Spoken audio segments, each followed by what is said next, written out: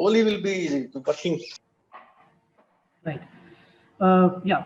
Apologies, I'm not sure who was that, but there's this somehow the general public who are not aware of how technology works has a perception that India is still does not rely on electronics R&D in India, and most of the MNCs functioning in India try and do most of the work outside of it and come here as a validating platform.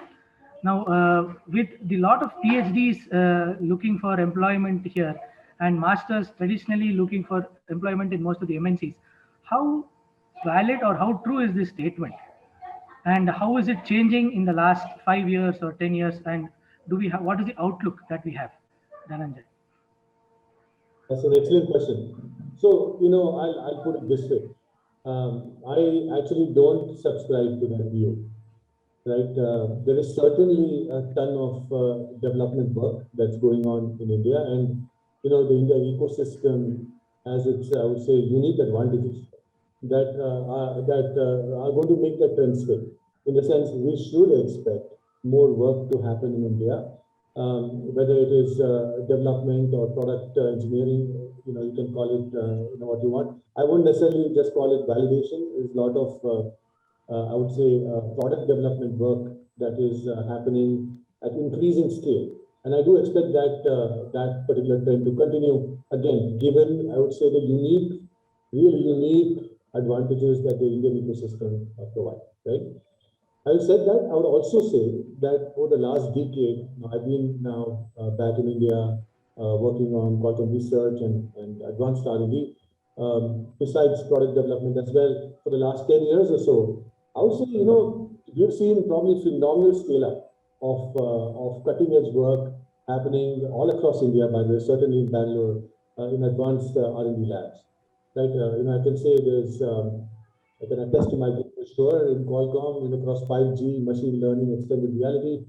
In today's world, that is pretty much the leading tip of the spear as far as advanced research is concerned, new ideas are concerned. To a specific question about what the future brings, I actually see that trend to also continue.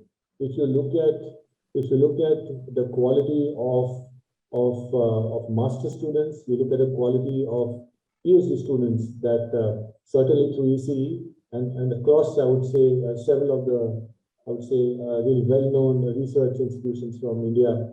What's the right word?